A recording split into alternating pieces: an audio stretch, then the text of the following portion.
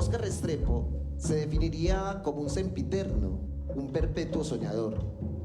¿Qué le pasó a usted, Óscar? Como era inteligente, todo un profesional y mírese. Yo estoy escribiendo un libro. Hay un libro. Yo soy un poeta. Usted es un desempleado.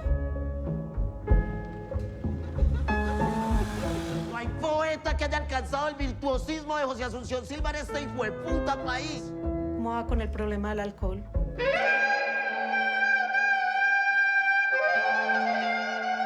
Sufrimiento, la penumbra, agujeros negros donde todo se olvida. ¿Y la poesía?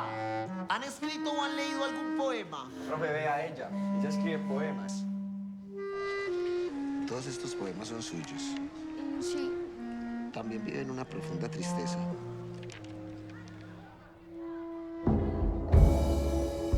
Ustedes no tienen esta beca para jóvenes poetas, ¿Yo para qué quiero ser una gran poeta? porque usted tiene mucho talento. Uno puede vivir de eso.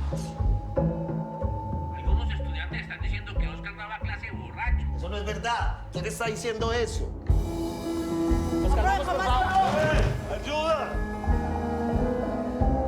Yo no sé lo que he hecho en la vida para que me pasen tantos infortunios. ¿Usted lo que es un cobarde? ¡Despierte! ¡Salga de ese hueco! ¡Óscar!